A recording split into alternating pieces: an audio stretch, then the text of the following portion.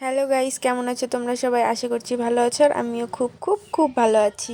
এতদিন ভিডিও করতে পারিনি, একটু প্রবলেম ছিল, তো এখন থেকে ভিডিও করব কন্টিনিউ আশা করছি।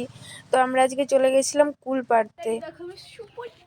দেখো আমার বোন একটা সুপুরি পেয়ে কত ঢং করছে। কুল পাড়ার জন্য গাছে উঠে গেছে আমার বোন। দেখো আবার বলছে গাছে কাটা, কুল গাছে তো কাটা থাকবেই।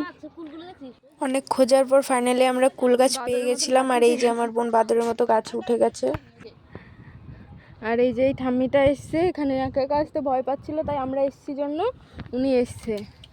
কিন্তু গাইস জায়গাটা কিন্তু খুব সুন্দর, দেখো চারিদিকে পুকুর আর এই রাস্তা দিয়ে কুল গাছ। আর ওই যে দেখো আমার টিমমেট, মানে আমার বোন আর দিদি ওখানে বসে আছে। এই একটা টিমমেট আর আমি একজন, আমাদের ফুল স্কোয়াড। গাইস অবশেষে দেখা পেয়েছি কুলে। ও মা গো, ওপর থেকে দেখো কুলের বৃষ্টি হচ্ছে, মাথার উপরে পড়ছে, মাথা ফেটে গেল গো।